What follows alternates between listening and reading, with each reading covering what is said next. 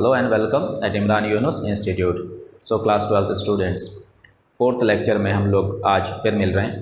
हम अब तक 3 लेक्चर पढ़ चुके हैं मैट्रिसेस के लिए। आप लोगों को याद भी होगा कि हमने पिछले लेक्चर में जो है मैट्रिसेस का अलजेब्रा पढ़ा था और मल्टीप्लिकेशन पढ़ा था। मल्टीप्लिकेशन में मैट्रिसेस के बारे में मैंने आपको बताया था और 1-2 क्वेश्चन भी हमने उस पर किए थे।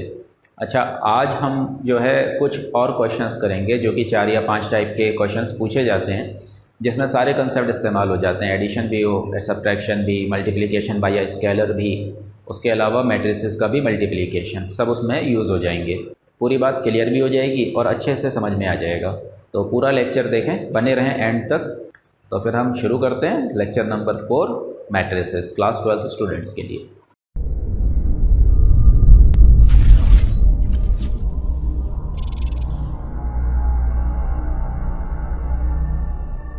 आइए बच्चों शुरू करते हैं ना। पहला क्वेश्चन देखिए आप, if A is equals to 3 - 2 4 - 2। A आपको एक मैट्रिक्स दी हुई है 2 क्रॉस 2 ऑर्डर की। फिर उसके बाद आपको आइडेंटिटी मैट्रिक्स दी हुई है, ठीक है, 1 0 0 1 2 क्रॉस 2 ऑर्डर की। हमें के की वैल्यू निकालनी है। अगर ये रिज़ल्ट वैलिड है, ए का स्क्वायर बराबर है के ए माइनस 2i के, ठीक है। मैंने आपको पिछले लेक्चर में भी बताया था कि आई वो दे भी सकता है और नहीं भी दे सकता है, तो दिक्कत वाली बात नहीं है। आपने ये देखना है कि ये ऑर्डर इसका क्या है। तो जो ऑर्डर इस मैट्रिसेस का होगा, तो एडिशन या सब्ट्रैक्शन तभी हो सकता है जब 2 मैट्रिसेस का ऑर्डर सेम हो। इसका मतलब ए का जो ऑर्डर होगा वही ऑर्डर किसका होगा, आइडेंटिटी मैट्रिक्स का। तो अगर यहाँ पर 2 क्रॉस 2 की है तो ये भी आपने 2 क्रॉस 2 की ले लेनी है। दे दिया है तो अच्छी बात है, नहीं दिया है तो ये आप समझ जाएँ क्वेश्चन से, ठीक है। चलिए हम स्टार्ट करते हैं। हमें क्या चाहिए, ए का स्क्वायर चाहिए पहले। तो सबसे पहले हम ए स्क्वायर निकाल लेंगे। तो सॉल्यूशन में ए का स्क्वायर हम फाइंड कर लेते हैं। तो ए मल्टीप्लाई ए आएगा। ए है हमारे पास 3 - 2 4 - 2 3 - 2 4 - 2। मल्टीप्लाई सबको याद होगा किस तरह से करते हैं, मैंने आपको बताया था कि फिक्स हो जाएगी फर्स्ट रो इधर और कॉलम दोनों से होगा। तो पहले फर्स्ट रो फर्स्ट कॉलम इन दोनों को मल्टीप्लाई कर लेते हैं। तो 3 × 3 9, फिर प्लस, फिर -2 × 4 तो -8। अब आएगा फर्स्ट रो सेकंड कॉलम। तो फर्स्ट रो सेकंड कॉलम 3 × -2 -6, फिर प्लस -2 × -2 तो प्लस का 4। बात ख़त्म हो गई ये वाली। नीचे आ जाएंगे अब ये वाली रो फिक्स हो जाएगी। तो सेकंड रो फर्स्ट कॉलम ये एलिमेंट आएगा 4 3 12 प्लस -2 × 4 -8। इधर आ जाएं, सेकंड रो सेकंड कॉलम। तो 4 × -2 -8 -2 × -2 +4। क्या निकलेगा यहाँ से, 9 - 8 1 -6 + 4 -2 12 - 8 4 -8 + 4 -4। तो यहाँ पर हमें वैल्यू मिल गई ए स्क्वायर की, ठीक है। तो ये ए स्क्वायर हमारे पास आ गया। अब हम बात करते हैं ए स्क्वायर बराबर के ए माइनस 2i हमें दिया हुआ है। तो लिख लें हम ए स्क्वायर बराबर के ए माइनस 2i। ए स्क्वायर की वैल्यू रख दें यहाँ पर। तो ये हमारे पास है 1 -2 4 -4 के टाइम्स ए की वैल्यू है 3 -2 4 -2 माइनस का 2 टाइम्स आई हमें है 1 0 0 1 दिया हुआ आइडेंटिटी मैट्रिक्स।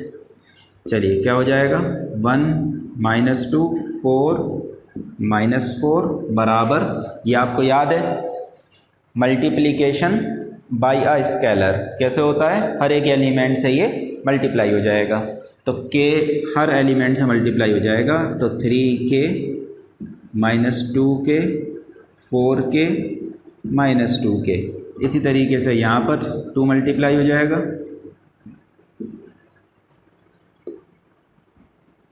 1 -2 4 -4, ये दोनों subtraction 3k -2 -2k -0 minus twice के, 4k minus 0 4k minus 2k minus 2। अब these are the equal matrices. तो जब इक्वल मैट्रिसेस हैं तो इसका मतलब their corresponding elements are equal. इनके जो करस्पॉन्डिंग एलिमेंट्स हैं वो सारे के सारे क्या होंगे, इक्वल होंगे। किसी भी एक रिजल्ट को आप इक्वल करके आंसर फाइंड आउट कर लीजिए। मान लीजिए हमने फर्स्ट को रखा तो भी वही आंसर आना चाहिए, -2 को रखें, 4 को रखें, -4 को रखें, कहीं से भी आप आंसर निकाल सकते हैं। So it implies that 1 is equals to 3k minus 2। तो 1 बराबर हो जाएगा 3k माइनस 2 के, -2 इस तरफ आया तो 1 + 2 3 हो गया, 3 बराबर 3k, 3 डिवाइड में आया तो k की वैल्यू कितनी आ गई, 1। This is your answer. और अगर आप ऐसे करते 4 बराबर 4k से तो भी 4 डिवाइड हो गया, क्या देता आपको, 1 देता। इसका मतलब k की वैल्यू कितनी है, 1। ठीक है, बहुत ही ईजी क्वेश्चन है। इस तरह से a और i दिया हुआ है और वो रिज़ल्ट दिया हुआ है, उसमें जो भी है उसको आप फाइंड आउट कर लीजिए a² को, और सारी वैल्यूज़ पुट करके सॉल्व करते जाइए, आंसर आ जाएगा आपका। ठीक है, कॉपी कर लीजिए। नेक्स्ट क्वेश्चन की बात करते हैं। आइए बच्चों एक और क्वेश्चन देखते हैं।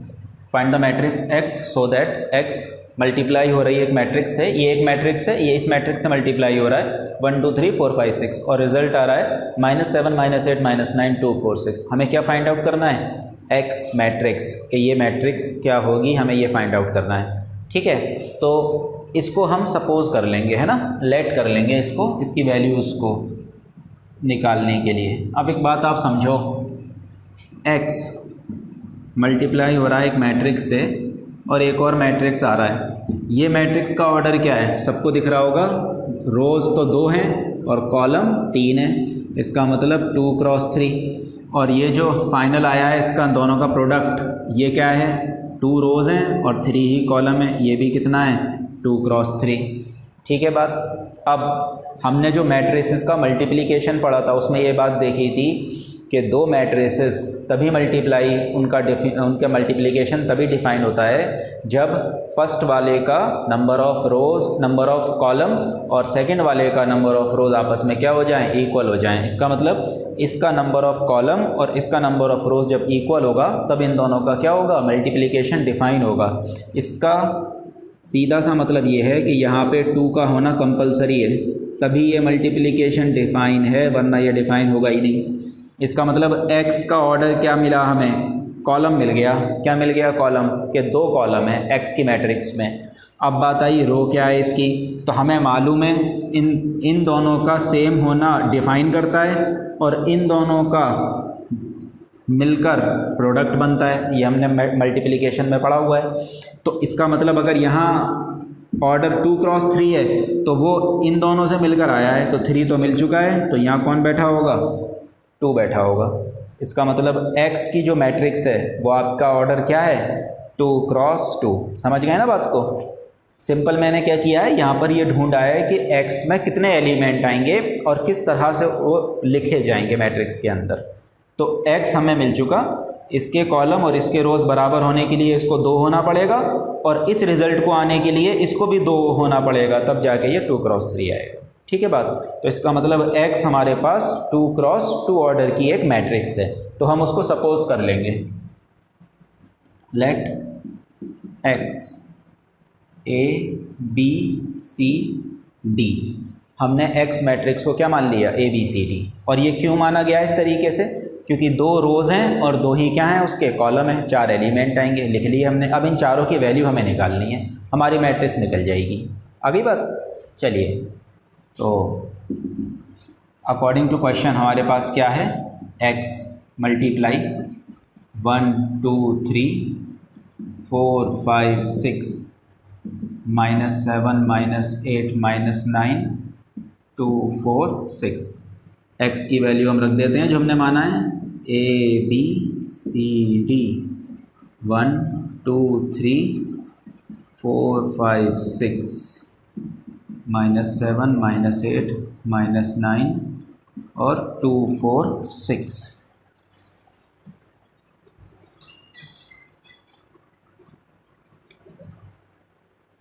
आ जाइए, मल्टीप्लाई करते हैं, कैसे होता है, फर्स्ट रो फर्स्ट कॉलम से मल्टीप्लाई होगा, ठीक है, और आएगा इसी की तरीके से।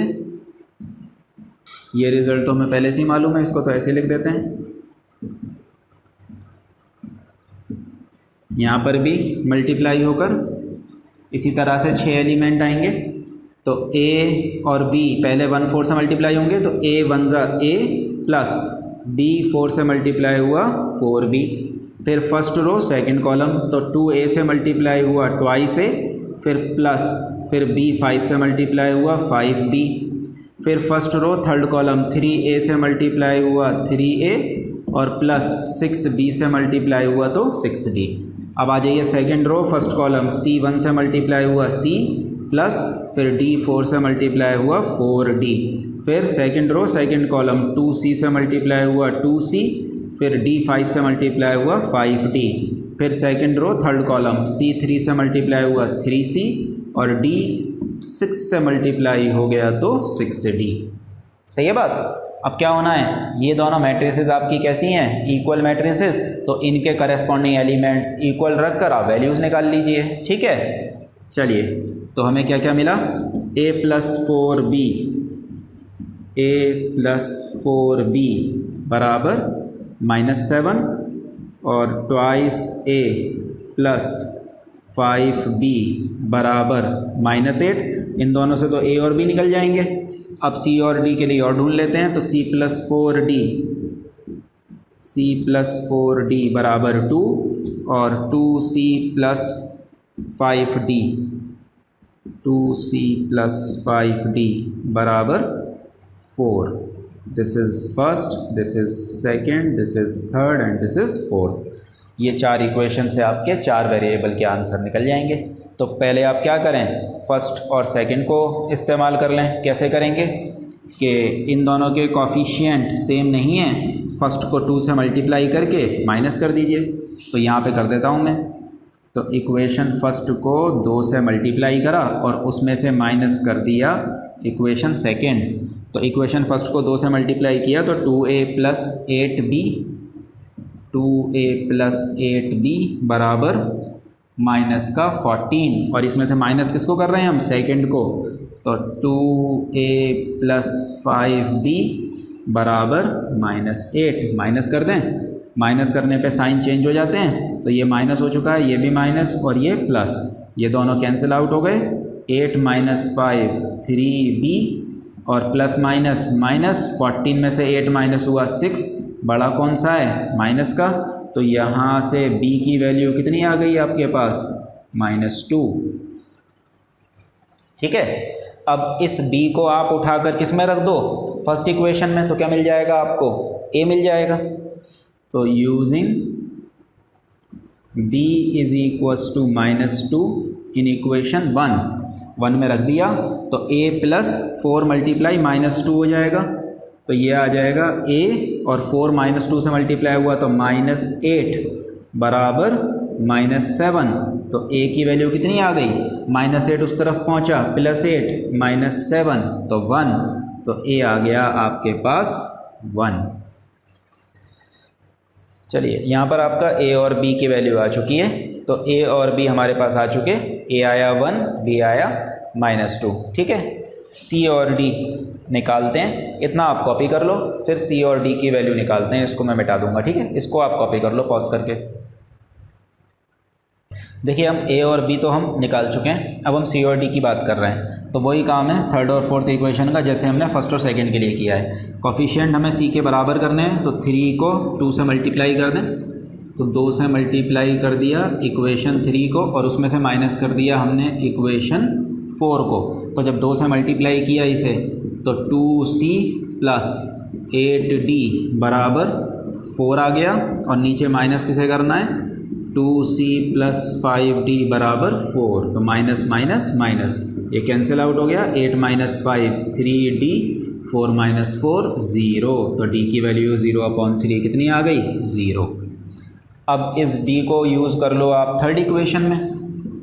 तो using d = 0 in equation third, तो c + 4d तो c प्लस 4 इंटू 0 बराबर 2, ये 0 हो गया, तो c की वैल्यू कितनी आ गई आपके पास 2। a b c d सब आ चुका। तो फाइनल जो रिज़ल्ट हम लिखेंगे उसको इस तरह से लिख देंगे, हेंस रिक्वायर्ड मैट्रिक्स X क्या है, ए बी सी डी, हमने माना था ना उसको ए बी सी डी, तो ए की जगह पर कौन आ जाएगा 1, डी की जगह पर -2, सी की जगह पर 2 और डी की जगह पर 0। This is your answer. ठीक है, बिल्कुल समझ में आ गया होगा अच्छे से, है ना। तो इस तरह का जो भी क्वेश्चन आए आपके सामने, मैट्रिक्स को मल्टीप्लाई किया हो किसी भी मैट्रिक्स से, एक्स हो, वाई हो, ए हो, बी हो, और कुछ रिजल्ट दिया हुआ हो, तो आप सबसे पहले उस मैट्रिक्स को ये देखो कि उसका ऑर्डर क्या आएगा। ठीक है, उसका जब ऑर्डर पता लग जाएगा तो उसमें आपको एलिमेंट पता लग जाएंगे किस तरह से उनमें जमाए जाएंगे। अगर 2 क्रॉस 2 आया, ए बी सी डी मान लो, 2 क्रॉस 3 अगर आ गया तो 6 एलिमेंट आएंगे, तो A B C D E F मान लो आप उसमें, और फिर 6 इक्वेशन बनाकर उसके 6 जितने भी वेरिएबल्स हैं वो सारे के सारे आप उसको फाइंड आउट कर लो। ठीक है, तो इस तरह से इसको कंप्लीट कर लेते हैं। चलिए कॉपी कर लीजिए, आगे की बात करेंगे।